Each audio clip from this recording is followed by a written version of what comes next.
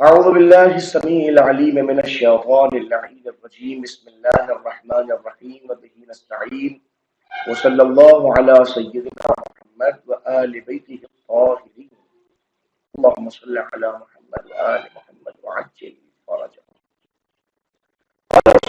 صلى الله عليه وآله وسلم خير الدنيا والآخرة مع العلم وشر الدنيا والآخرة مع الجهل. حضور سرور کائنات صلی اللہ علیہ وآلہ وسلم کا ارشاد گرامی ہے کہ اگر تم دنیا اور آخرت کا خیر چاہتے ہو تو یاد رکھو دنیا اور آخرت کا خیر علم کے ساتھ میں ہے، اور جس طریقے سے دنیا اور آخرت کا خیر علم کے ساتھ میں ہے تو عرف الاشیاء بازدادها چیزیں اپنی ضد کی بنیاد پر پہچانی جاتی ہیں، تو یاد رکھو شر دنیا اور شر آخرت جہالت کے ساتھ میں ہے۔ اتنی بڑی بات حضور صلی اللہ علیہ وسلم نے ارشاد فرمائی ہے، دنیا میں بھی خیر ملتا ہے تو علم کی بنیاد پر، اور آخرت میں بھی خیر ملتا ہے تو علم کی بنیاد پر۔ دنیا کا شر اگر نظر آئے گا تو وہاں جہالت ضرور ہوگی، اور اگر آخرت کے شر کو بھی تلاش کرنا چاہتے ہیں تو وہ بھی جہالت ہی میں مضمر ہے۔ اللہ سبحانہ و تبارک و تعالیٰ ہمیں جہالت سے دور رہنے کی اور علم سے قربت کی توفیق و رحمت فرمائے تاکہ ہم خیر دنیا اور خیر آخرت کو حاصل کر سکیں۔ آئیے، کتاب آپ کی اسکرین پر موجود ہے، درس سامنے موجود ہے، ملاحظہ فرمائیے۔ گفتگو ہماری چل رہی تھی جناب عالی کن چیزوں سے صائم کا امساک ضروری ہے اور واجب ہے۔ اس میں مختلف مقاصد ہیں۔ پہلا مقصد جو تھا اس سلسلے میں وہ امساک سے متعلق تھا کہ امساک کن چیزوں سے واجب ہے، ٹھیک ہے نا۔ انہوں نے بتایا معقولات سے امساک واجب ہے، مشروبات سے امساک واجب ہے، جماع سے واجب ہے، اور جناب علی کذب علی اللہ وعلی رسول اللہ سے واجب ہے۔ اس کے علاوہ ارتماس سے واجب ہے، ایصال غبار سے جو ہے وہ واجب ہے، بقاء الجنابہ آمدن آمدن جو ہے وہ یہ یہاں سے واجب ہے۔ یہاں تو کچھ اور مزید تفصیلات آپ خدمت میں عرض کی۔ مسئلتان، آج گفتگو ہو رہی ہے مسئلتان، دو مسئلے، مسئلتن ایک مسئلہ، مسئلتان تثنیہ دو مسئلے، ٹھیک ہے۔ الاولا اے المسئلۃ الاولا، پہلا مسئلہ، کل ما ذکرنا، ہر وہ چیز اس کا ہم نے ذکر کیا ہے، انہ یفسد الصیام، اس عنوان کے تحت کہ وہ روزوں کو فاسد کرتی ہیں، ہر وہ چیز کا ذکر ہم نے اس عنوان سے کیا ہے کہ وہ روزے کو فاسد کرتی ہیں، ختم کرتی ہیں۔ انما یفسدہ، بے شک وہ چیزیں روزے کو فاسد کریں گی، اذا وقع آمدن، جب یہ تمام چیزیں آمدن واقع ہوں، جان بوجھ کے واقع ہوں، سوا ان کا نہ عالمن، چاہے وہ انسان اس کا عالم ہو، او جاہلن، یا کہ اس کا جاہل، ان چیزوں سے انسان عالم ہو یا جاہل ہو، اگر جان بوجھ کے کرے گا تو اس صورت میں نبی علی وہ اس کے اوپر روزہ فاسد ہو جائے گا اس کا، ٹھیک ہے نا۔ وَلَوْ كَانَ سَهْوًا، اب نتیجہ نکلا، اب اگر کوئی انسان ان تمام کاموں کو سہون انجام دے دے، بھولے سے، کھانا اسے پتا ہے کہ مفسد صوم ہے، پتا ہے اس کو، عالم ہے، یہ پتا نہیں ہے، جان بوجھ کے کھائے گا تو روزہ فاسد، لیکن بھولے سے کھا لیا، لم یفسد، تو روزے کوئی چیز فاسد نہیں کرے گا، سوا ان کا صوم واجبن او ندبن، چاہے وہ روزہ واجبی روزہ ہو چاہے مستحبی روزہ ہو، کنفرم ہو گیا۔ وَقَضَى لَوْ أَكْرَهَا، یا اکرہا، اس طریقے کوئی کسی کو انسان کو مجبور کرے، لا اکراہ فی الدین، دین میں کوئی جبر، اکراہ باب افعال سے، قضا لو اکرہا، اکراہا یکرہو، یکرہو، قضا اکراہا، اگر کوئی انسان اکراہ کر دے کسی انسان کو، زبردستی کرے، الافطار، افطار کے اوپر، کھاؤ کھاؤ، او وہ جیرا فی حلقے، یا اس کے حلق کے اندر انڈیل دے، وجیرہ کا لفظ سمجھنا ہو تو آپ بخوبی جانتے ہیں جب بھینس کو یا گائے کو دوائی پلائی جاتی ہے کوئی چیز تو وہ وجیرہ کی منزلوں پہ ہوتی ہے کہ وہ نال میں ڈالی اور اس کے منہ میں، یہ وجیرہ ہوتا ہے کہ کسی کے حلق میں زبردستی ڈال دی جائے، اگر کوئی ایسا منزل ہے تو اس روزہ فاسد۔ الثانیہ اے المسألۃ الثانیہ، دوسرا مسئلہ، لا بأس بمس الخاتم،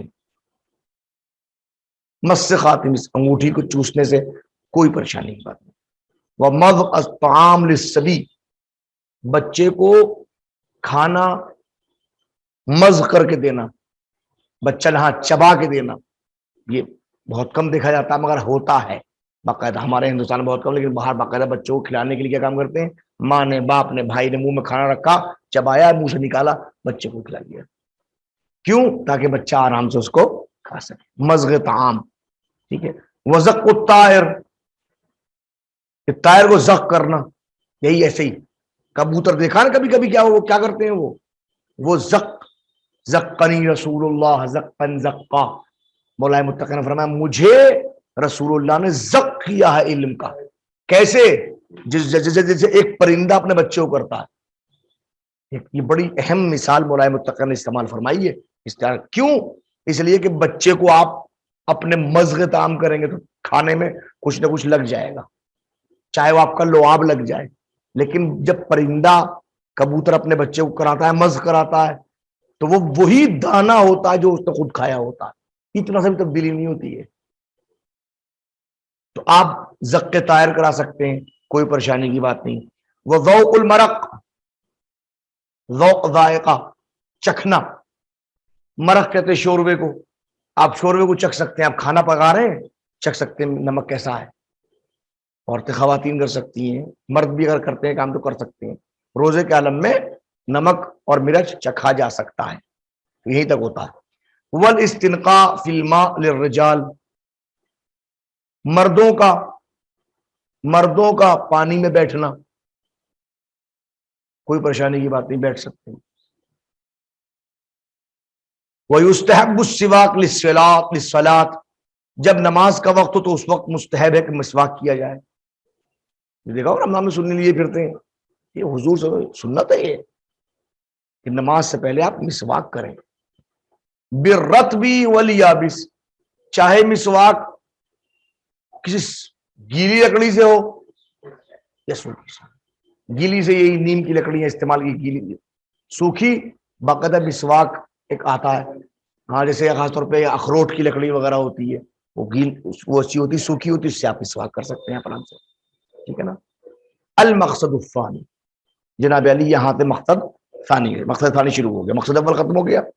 فیما یترتب علی ذلک، ان چیزوں سے متعلق جو اس روزے کے اوپر مرتب ہوتے ہیں، ففیہ مسائل، اس میں کچھ مسائل ہیں۔ الاولی، پہلی منزل، تجب مع القضاء الکفارہ، قضاء کے ساتھ ساتھ جہاں کفارہ بھی واجب ہوتا ہے، قضاء بھی واجب ہے، کفارہ بھی واجب ہے، بسبعۃ اشیاء، کتنی چیزیں ہیں جناب علی؟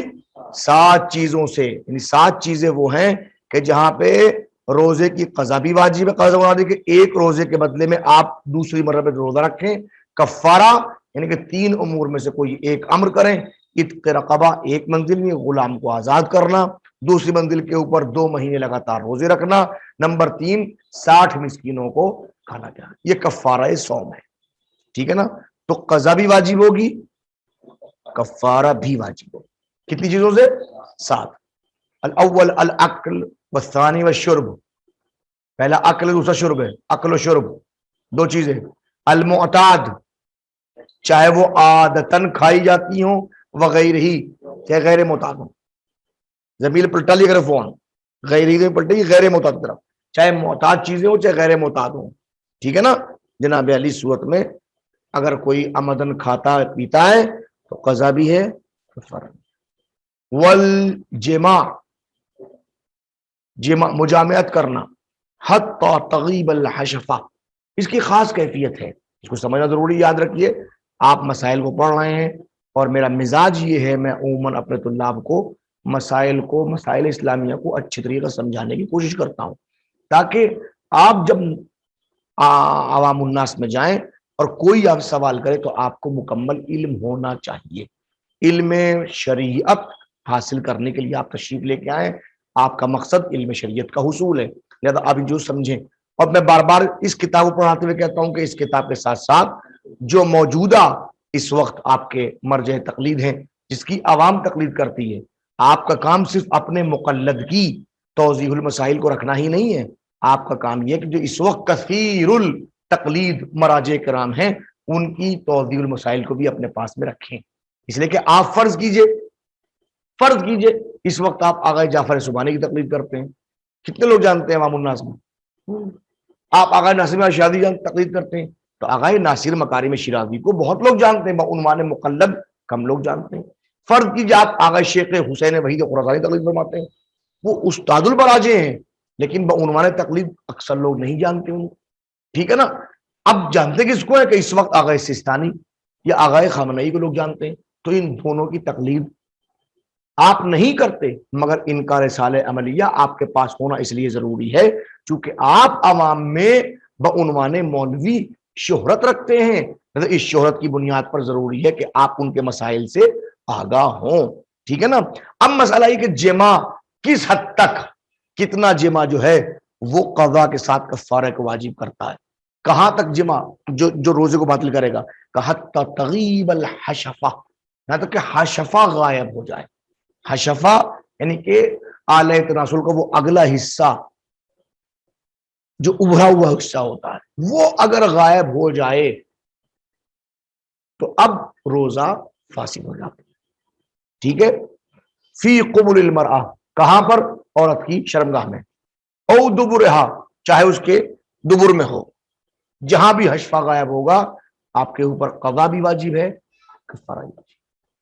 وَتَعَمُّدُ الْبَقَاءَ عَلَى الْجِنَابَةِ، عمدن جنابت پر باقی رہنا، حتی یطلع الفجر، یہاں تک کہ طلوع فجر ہو جائے. وَكَذَا لَوْ نَامَ غَيْرَ نَامِلِ الْغُسْلِ حَتَّى يَطْلَعَ الْفَجْرِ، ایسے ہی کوئی انسان اگر سو جائے غسل کی نیت کیے بغیر یہاں تک کہ طلوع فجر ہو جائے. کیوں سو جائے؟ جنابت کے عالم میں یا احتلام ہو چکا ہو، محتلم ہو چکا ہو، اس وقت اگر کوئی نیت کیے بغیر سو جائے اور طلوع فجر ہو جائے تو اس کے اوپر بھی قضا بھی واجب ہے، کفارہ بھی واجب ہے. والاستمناء، کوئی استمنا کر رہا ہے، استغفر اللہ، استمنا کر رہا ہے تو جناب علی یہ بھی قضا کے ساتھ ساتھ کفارہ. وَإِيصَالُ الْغُبَارِ إِلَى الْحَلْقِ، اور اگر کوئی انسان حلق تک غبار کو پہنچا رہا ہے، غبار میں نے بتایا تھا آپ کو، چاہے معتاد ہو چاہے غیر معتاد ہو، چاہے گرد و غبار ہی مٹی کا غبار ہو چاہے آٹے کا غبار ہو، فرض کیجئے جو بھی یہ کام کر رہا ہے جناب علی اس کے اوپر قضا بھی واجب ہے، کفارہ بھی واجب ہے. باقی انشاءاللہ بعد میں صلی اللہ علی محمد و آل بیتہ الطاہرین.